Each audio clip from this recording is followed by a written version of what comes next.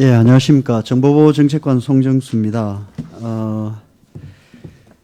그 계획은 잘 아시다시피 작년 12월부터 정보보호산업진흥에 관한 법률이 시행됨에 따라서 금년 6월까지 그 정보보호 기본계획 5개년 계획을 수립해서 시행하도록 되어 있습니다. 그래서 저희들이 여러 부처의 의견을 수렴해서 지금 발표하게 되는 계획을 수립하게 되었습니다. 그 보도 자료는 배포한 걸 참고하시면 될 것 같고요. 지금부터 제가 그 PPT를 발표하도록 하겠습니다. 그 내용을 보시면 될 것 같고요. 타이틀은 일단 저희들 KICT 정책과 일관되기 때문에 KICT 시큐리티, 작년에도 저희들 4월달에 KICT 시큐리티 계획을 발표한 바가 있습니다. 일관되게 5년 계획이 2020년까지이기 때문에 KICT 시큐리티 2020 이렇게 타이틀을 잡았습니다. 다음 페이지입니다. 추진 배경, 목표 및 과제, 기대 효과 순으로 발표를 드리고요. 우선 추진 배경입니다. 제가 혹시 이쪽에서 해도 될까요? 마이크를 따로 있습니다.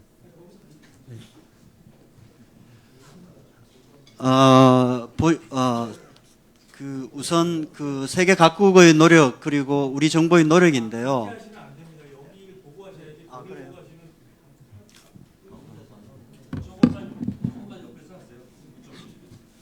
이쪽 보면서 이렇게 하면 될까요?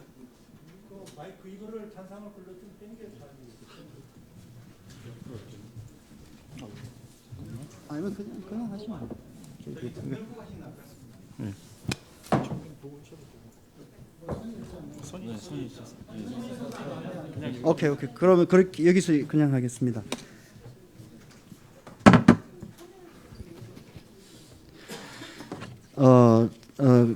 저희들 그 정부의 노력을 보시면 사실 이 정부 들어와서 지난 2013년 7월에 정보보호 산업 발전 종합 대책을 수립하고 지난해 KICT 시큐리티 발전 전략을 수립하였고 그리고 정보보호 산업진흥법도 제정한 바가 있습니다. 이러한 정부의 노력에 의거해서 시장 규모도 2015년에는 7.7조로 크게 늘었고 수출도 1.5조까지 달성한 바가 있습니다. 그리고 투자도 민간은 다소 저조하지만 공공 부분 중심으로 많이 투자가 늘었고요. 그리고 기술이나 인력 측면에서도 상당히 진전을 보았습니다. 다음 페이지입니다. 그럼에도 불구하고 국내 정보보호 산업은 여러 가지 문제와 당면 과제를 갖고 있습니다. 우선 시장 측면에서 보시면은 정보보호를 아직도 비용으로 인식하고 있기 때문에 투자가 부진하고 최근에 성장이 많이 둔화되었습니다. 과거에 약 15% 연간 성장을 하다가 최근에는 약 6.8%, 7% 정도로 축소되고 있고 그리고 이 대부분의 시장이 내수를 중심으로 이루어지고 있습니다. 그리고 기업 규모도 보면 아주 영세하고 그 기업이 만들어내는 솔루션이나 제품이나 서비스가 단품 위주고 그리고 공공시장에 주로 의존하고 있고 그리고 아직도 일부 첨단 분야에서는 선진국과 기술 격차가 여전하고 지능정보기술 대응도 아직 좀 미흡하고 그리고 최근에 많이 성장하고 있는 ICT 융합보안 부분에서 많은 미흡한 점이 있습니다. 그리고 산업 현장에 맞는 개발 인력이 부족합니다. 그러니까 구직난이 있으면서 동시에 구인난도 있습니다. 그래서 이런 미스매치가 현장에서 발생하고 있고 더욱더 큰 문제점은 우수 인력들이 창업을 하지 않고 창업을 기피한다는 이런 문제점입니다. 그래서 기술 경쟁력을 확보하고 인력을 양성하고 해외 진출을 촉진하고 시장 체질을 개선해야 하는 이런 과제에 직면해 있습니다. 다음 목표 및 과제입니다. 그래서 저희들 정보보호가 기본이 되는 사회, 신성장 산업으로 육성하겠다라는 비전을 가지고 창업 활성화, 수출 확대, 기술 강화를 통해서 정보보호 분야의 스타트업을 2020년에는 한 해 100개 정도 탄생할 수 있도록 지원하고, 그리고 수출도 비중이 현재는 20%인데 30%로 늘리고, 그리고 선진국과의 기술 격차도 지금 1.5년에서 0.2년 차로 줄이겠다는 목표를 가지고 아래와 같은 전략을 중심으로 해서 정책을 추진하고자 합니다. 다음입니다.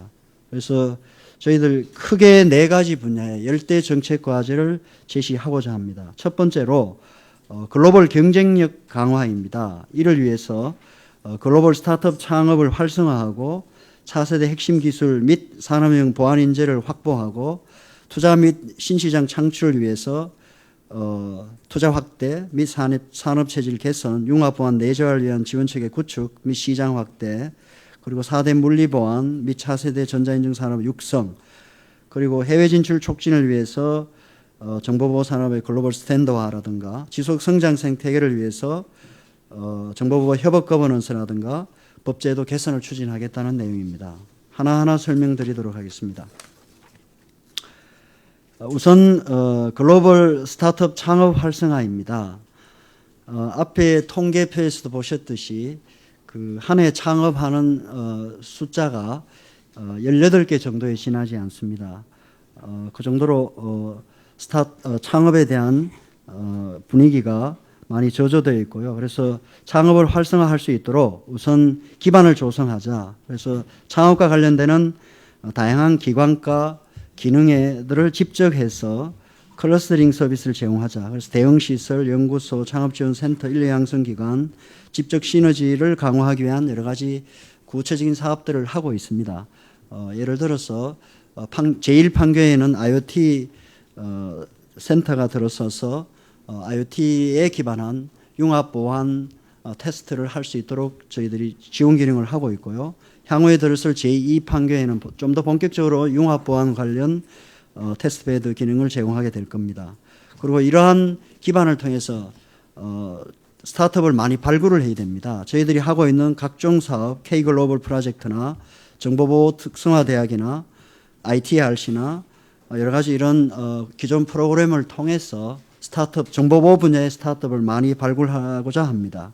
그래서 발굴하면은 국내 시장을 전제로 하는 것이 아니고 이들 기업들이 글로벌 인큐베이터와 연계해서 가치 평가를 받고 투자를 받을 수 있도록 하고, 또 마크 37이라든가 매스 챌린지 같은 미국에 있는 유수한 그 엑셀러레이터들과 연계해서 바로 선진 시장에 진출할 수 있도록 그런 노력을 하고자 합니다. 다음입니다. 차세대 핵심 기술 및 산업형 보안 인재 확보인데요. 최근에 화두화되어 있는 지능정보라든가 융합보안 관련해서 원천 기술을 확보하기 위해서 이미 국제 공동연구를 여러 대학과 하고 있습니다. 예를 들면 카네기 멜론, 스탠포드 등과 지금 하고 있고요. 그리고 최근에 DHS 차관보가 왔을 때, 그리고 NIST와 함께 같이 왔을 때 협약을 맺어서 NIST와 공동 연구를 하기로 했고요. 지난 한미 과기 공동위원회 때 미 에어포스와도 협약을 맺고 같이 공동 연구를 하기로 했습니다. 이뿐만 아니라 국내적으로는 국정원이라든가 국방부라든가 경찰이라든가 행안부 등과 본부처 공동 R&D를 지금 추진해 오고 있습니다. 그래서 다부처 협업 사업이라는 카테고리 속에서 대형 과제를 하기 위한 R&D 기획을 추진해 오고 있고, 이것이 내년도에 반영될 수 있도록 노력하고 있습니다. 그리고 산업연계형 전문 인력 양성인데요. 지난 5월 중순경에 저희들 정보통신전략위원회에 그 정보보안 관련 인력 양성을 하기 위한 종합계획을 별도로 발표한 바가 있습니다. 오늘 발표드리는 이 계획이 어떻게 보면 종합계획이라면 그런 강론계획들을 분야별로 저희들 수립해서 추진해오고 있습니다. 다음 페이지가 되겠습니다. 투자 확대 및 산업 체질 개선입니다. 정보보호 분야에 대한 투자 확대를 위해서, 특히 공공 분야에서의 확대를 위해서 그 정보화 예산 편성 시에 정보 보호 예산을 별도로 분리해서 편성하도록 하는 예산 편성 지침을 이미 지난 4월에 통과를 한 바가 있고요. 그리고 그 정보 보호 제품의 그 지속 업데이트 서비스에 대한 대가 수준을 그 소프트웨어 대가 가이드라인에서 제시하고 있는 바를 준용하도록 해서 정보 보호에 대한 그 대가가 제값을 받을 수 있도록 시스템이 변경이 됐고요. 특히 그 보안 관제 서비스나 이런 분야에 있어서는 소프트웨어 대가 산정 기준을 그대로 적용하기 때문에 종전에 예를 들면 하루 원격 관제를 하더라도 8시간밖에 인정되지 않았던 것을 24시간 인정받는, 그래서 보다 제값을 받을 수 있는 그런 시스템으로 지금 변경이 되고 있고요. 이러한 규정이나 제도가 제대로 시행되는지를 우리 협회와 함께 모니터링하고 그 결과를 공표하는 그런 제도를 지금 시행하고 있고요. 그리고 또 공공기관이나 정부기관에서 발생하는 정보보호 관련 구매 수요를 예보하는 제도를 법에 도입해서 지금 시행하고 있습니다. 그래서 상반기, 하반기 두 번 예보하도록 되어 있습니다. 이런 제도를 통해서 공공부문의 투자가 확대되고 동시에 이것이 민간 투자로 확대될 것으로 저희들은 보고 있습니다. 특히 CISO 지정 이런 걸 통해서 민간 분야의 그 정보 보호에 대한 대응과 동시에 그 투자도 유도할 수 있는 그런 제도적 기틀이 될 것이라고 보고 있습니다. 그리고 정보보호 업계의 체질 개선을 위해서 그 성능 평가라든가 우수 기업 기술 지정 제도를 지금 도입해서 시행을 앞두고 있습니다. 이런 제도를 통해서 수요와 공급 양 측면에서 체질 개선이 될 것이라고 보고 있습니다. 다음 페이지가 되겠습니다. 투자 확대 및 신시장 창출과 관련해서 융합 시장을 확대하겠다는 겁니다. ICT 융합이 특히 여기 표에서 보시는 것처럼 의료나 홈가전이나 교통이나 제조, 에너지 등 이 분야에서 우선적으로 ICT 융합이 많이 진척되고 있기 때문에 이 분야를 중심으로 보안 가이드라인이나 인증 기준을 제시하고 그렇게 함으로써 융합 서비스 초기 설계 단계에서부터 보안이 반영될 수 있도록 함으로써 보안 시장이 융합 시장과 함께 성장해 나가고 동시에 보안이 되어야 융합 시장이 커질 수 있는 전제 조건이 됨을 한 번 더 저희들이 부처 간 협업을 통해서 지속적으로 개선해 나가려고 합니다. 그게 저희 부만으로는 안 되기 때문에 부처 간 협업 프레임워크를 만들어서 그 각 부처가 갖고 있는 인증 제도나 필요하다면 기술 기준 이런 것들을 개정할 수 있는 방향을 저희들이 제시하고자 합니다. 다음입니다. 4대 물리보안 및 차세대 전자인증 산업 육성입니다. 물리보안 관련해서 그동안 정부가 많이 신경을 사실은 덜 썼는 분야인데요. 특히 이제 그 국내 시장 내지는 해외 시장에서 물리보안 영역에서 중국 업체의 그 추격이 심하기 때문에 국내 해외 시장에서 기업들이 많은 어려움을 겪고 있습니다. 그래서 돌파구를 마련하기 위해서는 보시는 바와 같은 지능형 CCTV나 바이오 인식, 스마트 카드, 빅데이터 기반 영상 분석과 같은 첨단 분야에서 저희들이 돌파구를 찾아야 되기 때문에 이 분야에 있어서 테스트베드를 제공한다든가 실증 사업을 한다든가 공공 수요를 창출함으로써 기업 지원에 만전을 하도록 더 강화를 하도록 그렇게 하려고 합니다. 특히 차세대 인증 관련해서 저희들이 그 지문 인식이나 얼굴 인식이나 이런 측면에서 국제적으로 우리 저희 중소기업들이 상당히 잘 하고 있습니다. 그래서 파이더 인증센터도 한국에 유치하는 이런 노력들을 진행하는 등 여러 가지 준비를 하고자 합니다. 다음 페이지가 됩니다. 정보보호 산업의 글로벌 스탠더드화입니다. 그래서 글로벌 기업들이 사실은 정보보호 분야에서 그 세계 시장을 거의 점유하고 있습니다. 그나마 저희 한국의 정보보호 중소기업들이 한국 시장을 잘 보호하고 있는데요.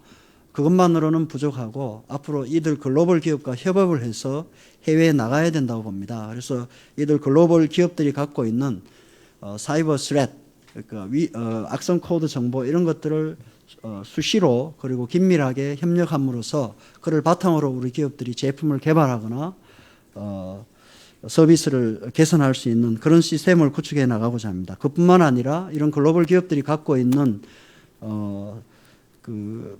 자기들로 하면은 글로벌 협업 체계가 되고 그렇게 해서 그 협업 체계에 뭐 여러 가지 프로그램들이 많습니다. 스타트업 지원 프로그램이라든가 파트너십 프로그램이라든가 이런 거를 적극적으로 저희 기업들이 같이 할 수 있도록 프로그램을 만들어서 우리 기업들이 글로벌 시장에 좀 더 진출할 수 있도록 노력하겠습니다. 그리고 인증체계 글로벌화 표준인데요.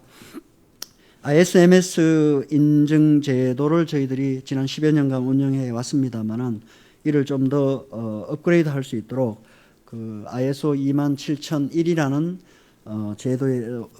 제도와 그런 글로벌 기준에 맞게 좀 더 강화를 하고 클라우드 보안, 융합 보안, 차세대 인증 이런 분야 인증 표준 제도를 강화해 나가도록 하겠습니다. 다음입니다. 그 K-시큐리티 브랜드화인데요. 사실 저희들 정보보호 기업들이 중소기업이다 보니까 독자 브랜드가 약하고 하지만 그동안 한국이 ICT 분야에 강했고 또 정보보호 분야에서도 개도국의 많은 그 공무원이나 전문가들을 불러와서 우리 키사에서 보여주고 또 교육도 시키고 훈련도 시켜서 그래서 서트를 어떻게 운영하는가 이런 거에 대해서는 많이 알려져 있습니다. 한국이 잘하고 있다는 것도 알고 있고요. 이런 것들을 좀 더 브랜드화하기 위해서 여기 보시는 것처럼 캠프라는 거를 협력 네트워크를 구축했습니다. 사이버 시큐리티 얼라이언스 포 뮤추얼 프로그레스라는 이름으로 해서 매년 저희들이 7월이면 정보보호의 달 행사를 하는데 이때 그동안은 이제 실무진이 위주로 와서 교육을 받고 했지만 그동안 뿌린 씨앗을 바탕으로 고위 정책 당국자들이 와서 한국의 정보보호 정책이 어떻게 되고 있고 실제로 기업이나 우리 기관에서 어떻게 대응을 하고 있고 산업은 어떻게 일으키고 있는지 이런 것들을 보여줌으로써 우리 기업들이 실질적으로 그 나라에 진출할 수 있는 바탕을 만들고자 합니다. 그리고 저희들 지난 2월, 3월 초에 차관님과 우리 기업들과 같이 미국에서 정보보호 관련해서 가장 큰 국제 컨퍼런스 겸 전시회인 RSA에 다녀오셨는데 거기서 이제 한국 공동관이라는 걸 최초로 우리가 개설한 바가 있습니다. 이와 같이 한국 기업 정보보호 기업들을 브랜드화하고 또 동반 진출할 수 있도록 그 수출 전 단계에 걸쳐서 맞춤형 지원을 할 수 있도록 노력하도록 하겠습니다. 다음 페이지가 됐습니다. 그 해외 진출을 위해서 그 4대 전략 거점을 활용한 신규 시장을 확대하겠다는 겁니다. 그림이 잘 보이시는가 모르겠는데 아직 선진국이 진출하지 않고 그나마 한국이 가능성이 있다고 하는 4대 대륙, 중동, 아프리카, 우리 그 중남미 그리고 우리 동남아시아 이렇게 4대 지역에 거점을 마련해서 거점을 마련한다는 우리 키사 전문가들을 그 코트라나 그 나라의 사무실을 빌려서 나가서 현지 정보를 수집하고 해서 발주 정보 같은 걸 확보해서 저희들한테 기업한테 제공하는 이런 역할을 통해서 디지털 포렌식이라든가 침해 대응 모델, 그러니까 서트라든가 그 PKI 기반의 공인인증 센터, 저희 기업이 잘하고 있는 이런 분야를 더 진출시킬 수 있도록 노력하고자 합니다. 다음 페이지가 되겠습니다. 그 국가 사이버 침해 대응 역량 강화입니다. 결국은 사이버 분야는 사이버 산업이 잘 되기 위해서는 대응을 잘해야 됩니다. 공공이든 민간이든 침해 대응을 잘 해야 되고 그걸 잘 하기 위해서는 정부 기관 간 그리고 정부와 민간 간 정보 공유가 매우 중요합니다. 그래서 종전에는 민간이든 공공이든 각자 자체 대응 체계 확립에 주력했지만 그리고 정부 내의 정보 공유에 주력했지만 앞으로는 정부와 민간 간의 정보 공유 확대를 통해서 그 정보 공유를 통해서 기업이 창업하고 비즈니스를 활성화할 수 있는 그런 기반을 제공하겠다는 겁니다. 그리고 그 지능형 예방 대응 체계 구축입니다. 저희들 하반기에 지능형 AI에 기반한 정보보호 대응 체계 계획을 준비 중에 있습니다. 그래서 사이버 대응도 인력에 의한 것이 아니고 인공지능에 의한 그리고 빅데이터에 기반한 그 기계 학습을 통해서 자율적으로 대응할 수 있는 그런 시스템으로 서서히 전환되고 있습니다. 특히 정보보호 분야에서 지능 정보의 활용이 가장 활성화되지 않을까 그렇게 전망하고 있습니다. 마지막입니다. 그 정보보호 협업 거버넌스 강화 및 법제도 개선입니다. 그래서 정보보호를 저희만이 할 수 있는 게 아니기 때문에 각 분야별로 각 세부 협력 아이템별로 각 부처와 협업을 해서 그 내용들을 정리가 되면 정보보호 전략, 정보통신전략위원회에 보고하는 형식으로 정부 협업 체계를 구축해 나가도록 하겠습니다. 그리고 지속적으로 법제도 개선을 하겠습니다.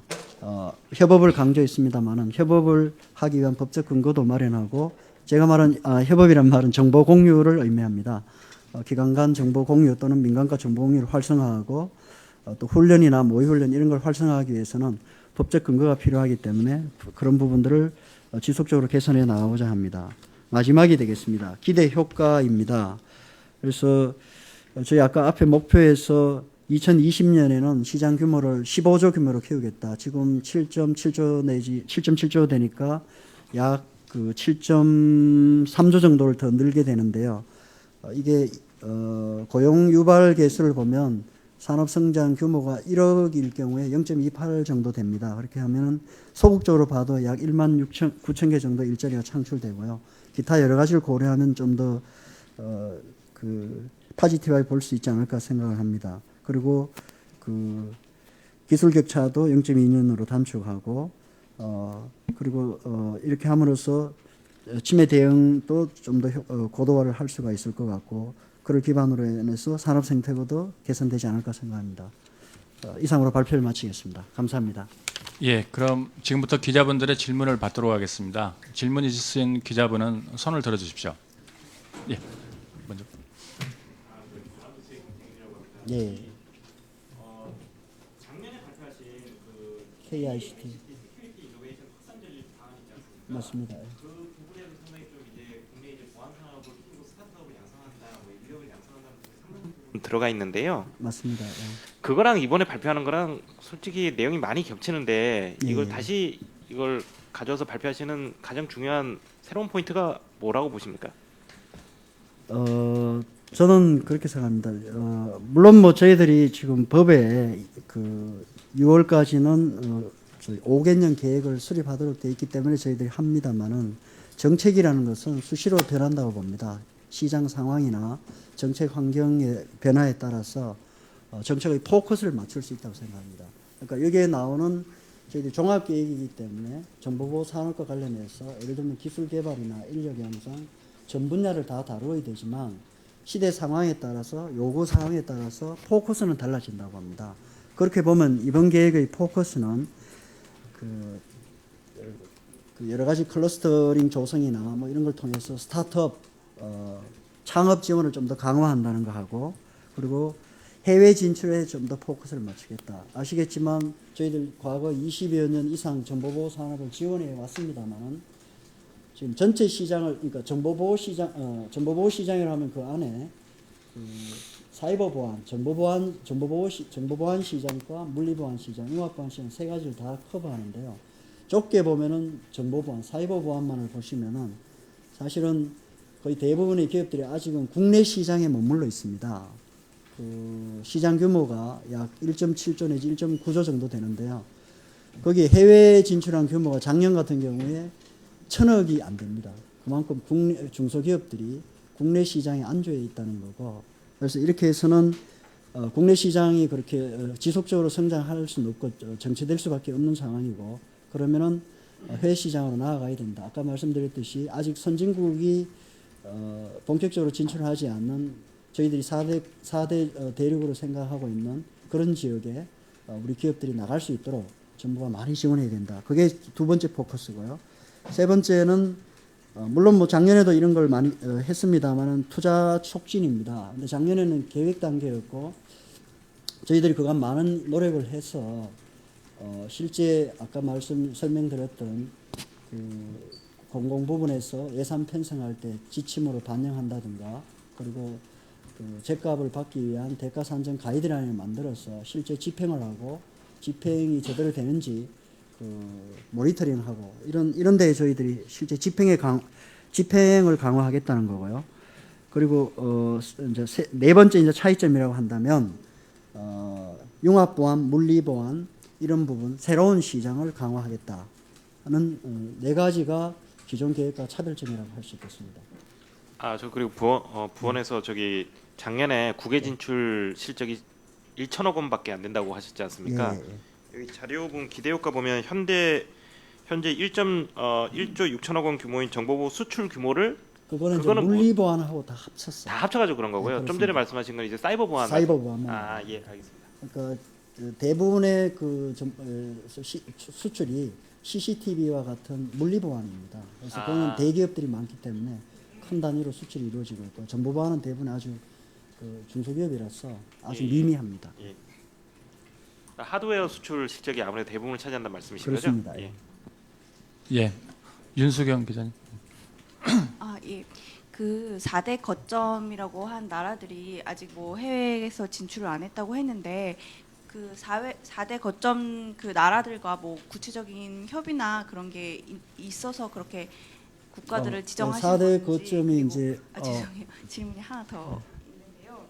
그리고 아까 인공지능을 이용한 그 거를 활성화하신다고 하셨는데, 그러니까 인공지능하고 빅데이터를 어떻게 그 정보 보호 산업에 이제 할 수 있는지 좀 구체적으로 얘기를 해주셨으면 좋겠습니다.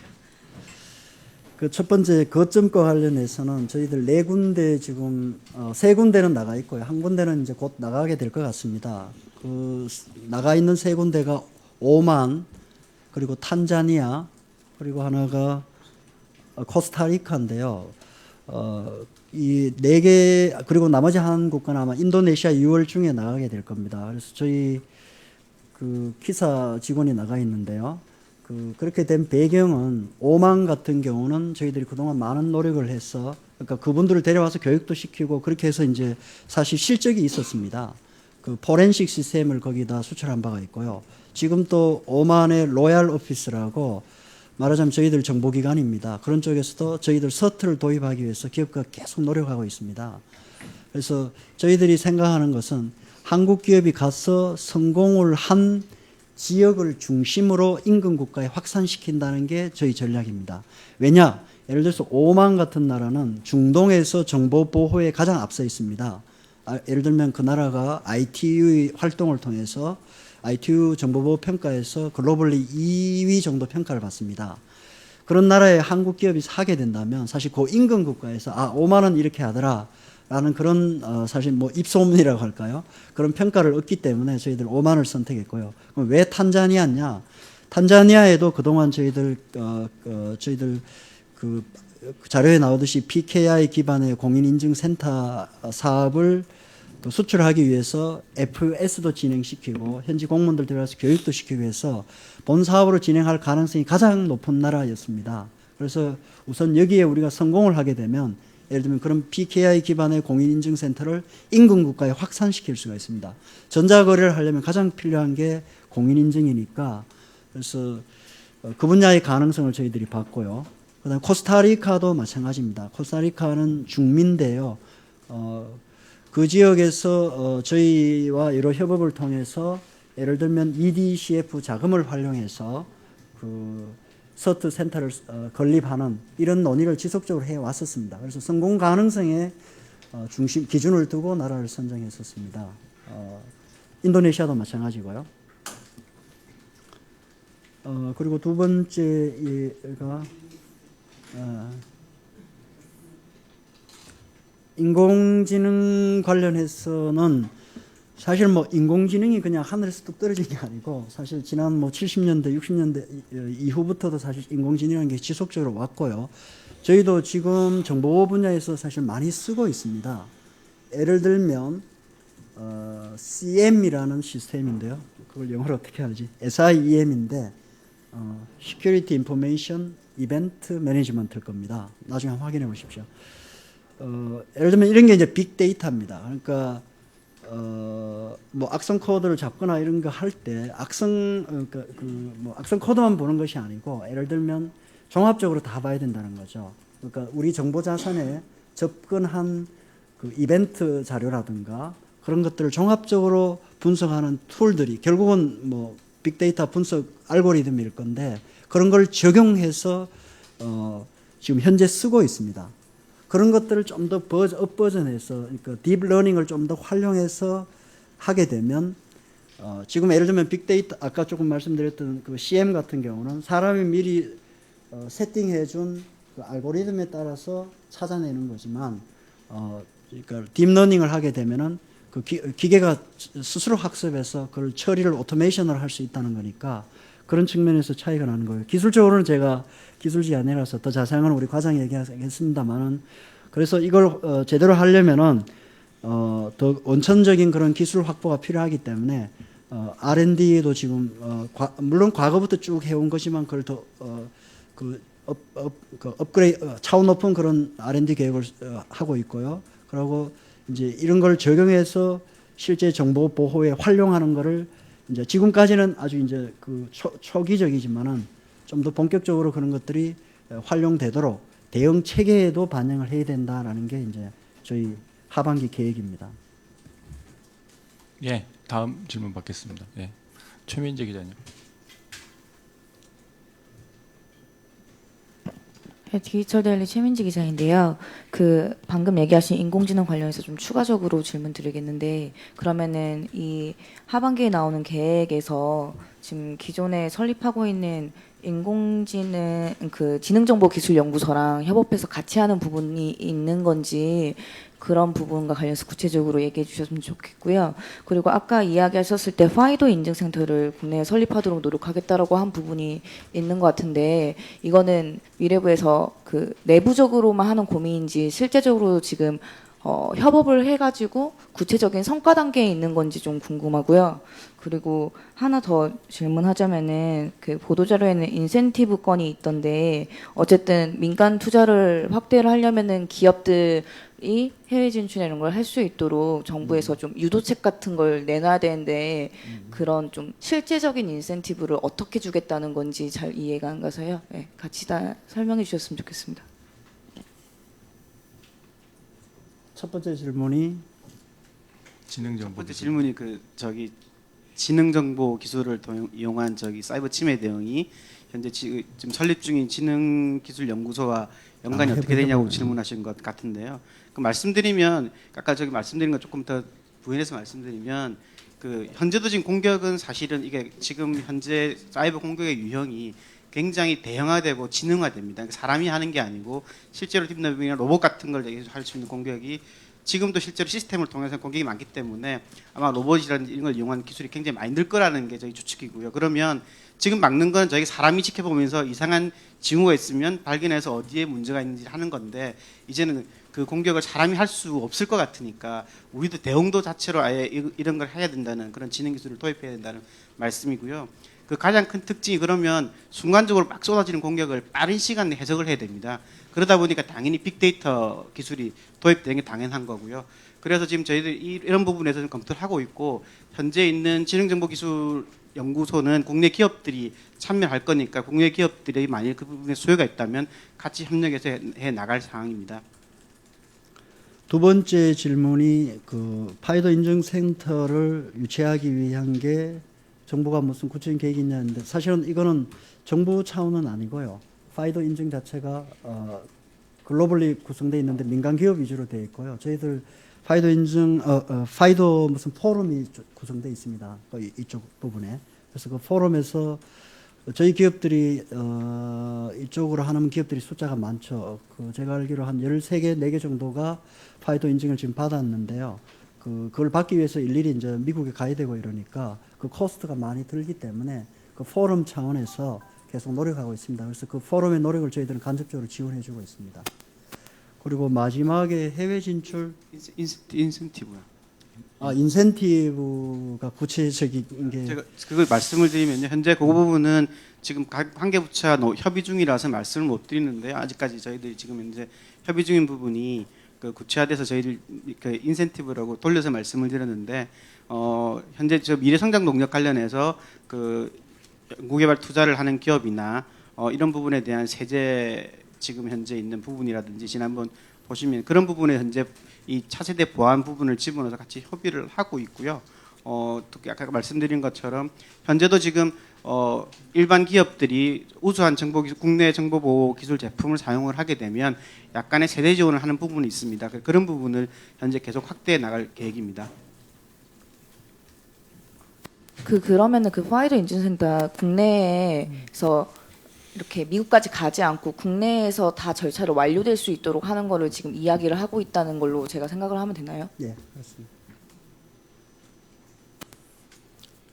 예, 질문이 많으신데요.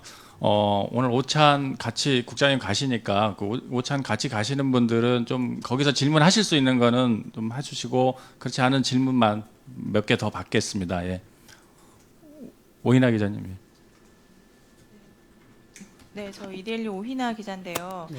좀 몇 가지 아까 전에 그 AI 활용해서 하신다고 하셨는데 지금도 지금 보안 산업이 굉장히 열악한 걸로 알고 있는데 만약에 AI나 이런 거를 활용하게 된다면 인력이 축소될 수도 있고 만약에 뭐 그런 식의 그 감소가 있을 수 있는데 이게 지금도 정부 수주로 대부분 이루어지고 있는데 여기다가 스타트업까지 키우시겠다 하신다면 이게 약간 좀 상충이 있는 거 아닌가라는 생각이 약간 들어서 이 부분에 대한 대안은 좀 생각하고 계신 건지 좀 궁금하고요. 그다음에 아까 전에 인센티브 관련 말씀하셨는데 여기 그 정보보호 산업이 이제 크려면 기업 투자가 있어야 되잖아요. 근데 아까 이 부분에 대한 인센티브를 좀 주신다는 말씀 같은데 좀 하반기에도 기업 공시도 예정이 돼 있고 그 이 부분에 인센티브가 있는 게 어떤 게 또 좀 구체적으로 있는지 좀 말씀 좀 주시고 만약에 이게 만약에 지켜지지 않는다면 불이익 같은 것도 혹시 생각하고 계신 건지 좀 궁금합니다. 마지막에 말씀하신 그 인센티브 관련해서 우선 말씀드리면, 그러니까 그 수요 기업이 정보 보호를 하기 위해서, 그러니까 대응을 하기 위해서 투자하는 부분은 조세감면 규제법에 따라서 지금도 되고 있습니다. 그걸 지속적으로 우리가 유지할 거고요. 그리고 정보 보호 기업이 그 R&D를 위하거나 이런 투자를 하게 되면 그것도 마찬가지로 세액 공제를 받고 있습니다. 그런 부분을 지속적으로 그 유지 내지 확대할 거고요. 그다음에 그 공시제도 관련해서는 지금 이제 제도가 도입돼서 이제 시행 준비 중에 있는데요. 그걸 이제 모든 기업이 당장 그런 제도를 당장 이렇게 그게 이제 자율이기 때문에 자기들이 공시를 하기 위해서는 스스로 신청해가지고 기준에 맞으면 저희들이 인정해주고 이런 식인데, 처음부터 이제 한꺼번에 모든 걸 다 할 수는 없기 때문에 저희들은 출발을 ISMS 기업이라든가 이런 기업을 대상으로 우선 시행하고자 합니다. 그래서 그런 기업들한테 적극적으로 독려해서 공시를 하기 위한 공시의 조건이 있을 거 아닙니까? 뭐 투자를 한다든가 대응을 잘한다든가 인력을 키운다든가 뭐 이런 걸 하게 되면 공시를 해주는 거니까 그에 대한 대가로는 아까 말씀드렸듯이 ISMS 그 받으려면 수수료를 내야 되잖아요. 그 수수료를 최대한 뭐 깎아준다든가 30% 감면 이런 제도로서 우리가 인센티브를 줘서 그 유인하려고 합니다. 그 앞에 두 개가 그 AI 관련해서인데 그 인력이 감축되고 그런 부분은 뭐 그 너무 근본적이고 원론적인 얘기인 것 같은데요. 네. 제가 말씀드리면 AI 관련해서 말씀드리면 인력이 감축되지 않을 것 같고요. 어차피 말씀하신 것처럼 지금 이게 이제 그 아주 저급 소프트웨어 인력은 지금 말씀하신 부분이 맞을 수 있지만 AI가 많이 도입이 되면 정보보호의 전문가는 아까 저희 말씀드린 산업의 현장에 필요한 고급 인력이나 실제 개발자는 더 늘 것 같습니다. 그리고 그런 부분을 하게 되면 이게 정보보호뿐만 아니고 실제 융복합이 되니까 예를 들면 스마트카에 대한 보완을 하려고 그러면 그런 서비스 전반에 대한 실력을 다 알아야 되는 사람이기 때문에 실제 고급 인력이나 그 스타트업들이 가야 될 부분이라든지 여러 가지 가야 될 부분은 훨씬 더 시장이 더 커질 거라고 생각합니다. 지금 말씀하신 기업에 이제 지금 저희들 나쁜 부분인데 지금 있는 국내 기업이 노력을 하지 않고 현재 있는 상태에 머물러 있고 정부 규제에 의존하는 그런 이제 영세하고 단품하는 기업들이 조금 어려울 수 있는 부분을 어떻게 저희가 지금 그러면 과도기적인 단계를 지원할까는 저희도 남은 숙제이긴 하지만 이게 2020년 보는 중장기 계획이니까 이 5년 이후를 위해서는 이게 정보기술로 다 가면 지금 기업들을 보호하다가 다 망하는 형태가 되니까 저희들이 그런 부분에서 아마 새로운 더 전문 인력이라든지 새로운 스타트업들이 갈 시장 훨씬 커질 거라고 생각됩니다. 그리고 지금 말씀드렸지만 사실 세계 정보보호 시장 자체가 다들 통합이라든지 전체 솔루션 한 번에 요구하거나 클라우드 같은 걸 요구하기 때문에 실제 우리 기업들이 이 시장을 100% 먹기는 굉장히 힘듭니다. 왜냐하면 클라우드 기업을 하면 이게 아마존이라든지 이런 구글하고 같이 협업하지 않으면 저희 시장에 갈 수 없기 때문에 사실 저희가 지금 하는 전략은 핵심 기술을 선점해서 그래서 그 글로벌 기업들을 협업해서 세계 시장의 어느 포션만큼이라도 먹자라는 게 이 계획의 목표지 저희가 전 세계 시장을 통째로 다 먹겠다는 계획은 사실 아닌 부분이라서 그런 측면에서 봐주시면 아까 말씀하신 부분에 대한 답이 될 것 같습니다. 예, 그 브리핑 시간이 상당히 소요됐는데요. 마지막으로 한 분 질문만 받고 일단 브리핑을 마치도록 하겠습니다. 예. 네, 안녕하세요. 저 아주경제신문의 이정아 기자라고 하는데요. 우선 발표 잘 들었고요. 아까 전략 거점 지역에서 아프리카, 중동, 동남아, 중남미 국가를 들어주시고 그거를 주변 국가로 확대하는 그런 전략 말씀해 주셨는데 이런 국가들이 아직 미개척 지역이라는 점에서 긍정적으로 평가될 수도 있지만 이들 지역이 미국 등과 사이가 별로 좋지 않은데 어떤 보안이라는 이런 민감한 문제에서 나중에 이미 진출한 중동이나 아프리카 지역에 진출했는데 나중에 미국이나 이런 선진국 시장에 진출할 때 이게 하나의 발목이 될 수 있다는 지적이 있더라고요. 그래서 여기에 시장 규모가 얼마나 되고 그거에 대한 어떤 검토는 한 적이 있는지 좀 궁금해서 질문 드렸습니다.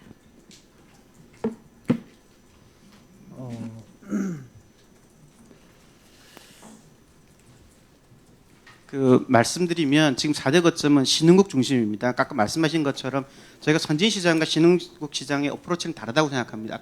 아까 말씀드린 것처럼 미국이나 이런 시장에서는 저희가 가지 못하기 때문에 글로벌 기업하고 제휴해서 민간 시장으로 가야 되지만 지금 말씀드린 신흥국 시장은 아까 말씀하신 것처럼 우리나라도 그렇지만 이거를 포렌식 센터나 정보 침해 대응 센터를 만드는 거는 공공기관에서 굉장히 특수한 기관들입니다. 그쪽에 경찰이나 그쪽에 정보기관이나 그쪽에 국방부나 그런 데는 사실 우리 국내 민간 기업들이 실제 접근하기가 쉽지 않습니다. 그래서 아까 말씀드린 것처럼 4대 거점의 신흥국 중심에는 정부가 사실 그렇게 가서 대신 영업이라든지 채널이라든지 네트워크를 구축을 해서 우리 영세한 기업들한테 정보를 제공하거나 실제 우리 국내 기업들이 작은 기업인데 해외 영업 사원을 해외 진출할 수 있는 여력이 안 되기 때문에 그걸 대행해 주겠다는 역할이라서 전략이 저희는 다른 부분이고요. 앞서 말씀하신 것처럼 그렇기 때문에 이 시장이 저희가 전혀 다른 투트랙으로 보기 때문에 같은 시장이라고 해서 미국 시장에 못 가거나 이런 부분에 대해서는 조금 저희가 다르게 보고 있는 부분이고 실제 시장의 규모가 신흥국 시장이 얼마나 크냐는 부분에서는 아직까지 저희들도 여러 가지 조사를 해봤지만 정확한 자료는 없는데요.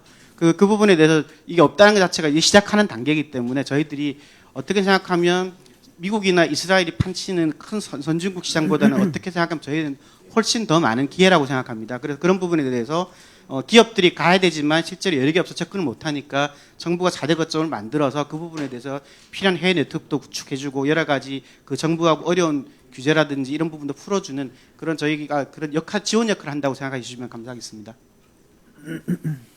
예, 시간이 많이 소요돼서요. 오늘 브리핑은 일단 이것으로 마치시고 더 저희 궁금하신 사항은 오찬 중에 질문해 주시면 감사하겠습니다. 예. 이것으로 오늘 브리핑을 마치겠습니다. 네, 감사합니다. 그리고 보도 시점 관련